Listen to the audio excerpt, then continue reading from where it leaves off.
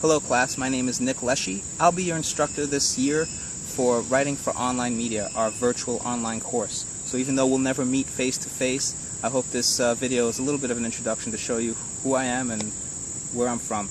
I'm from the Bronx, and I'm right here now at the New York Botanical Garden, and let me give you a beautiful look of the landscape. So I thought it was a touch of irony to do this outdoors, and I wanted you to start with a little thought experiment, thought exercise.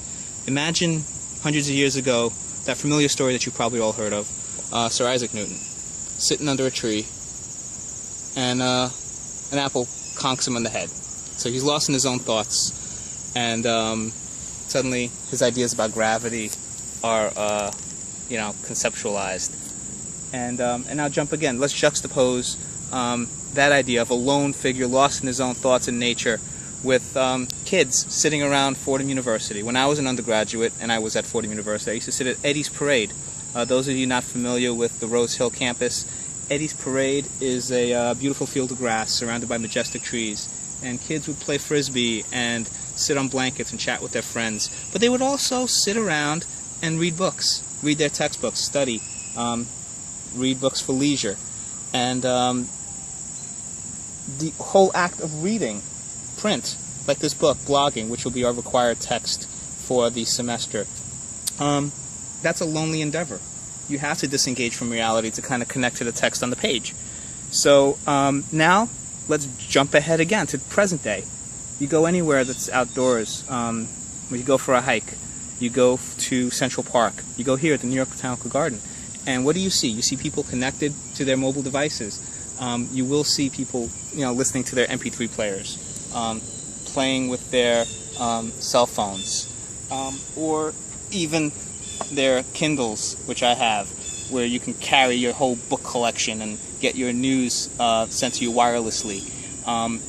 That seems to be the world we're in now, and there's that stereotype of us being disengaged with reality. But if you think about it, online media is more of a connection with our peers and our friends, because we are connected and disengaged from the world around us, but we're connecting to people online, and we're chatting with them, and we're sending them messages on social media, and we're communicating with them through blogs and getting their feedback and content. So the whole point of that thought exercise was, look at those three juxtapositions. A lone person sitting around lost in thoughts, thinking about the environment around them.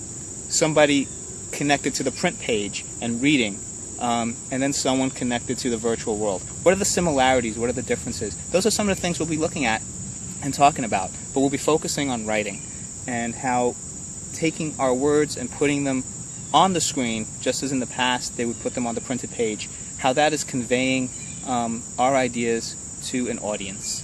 It's not just us lost in our own individual thoughts, but communicating back and forth.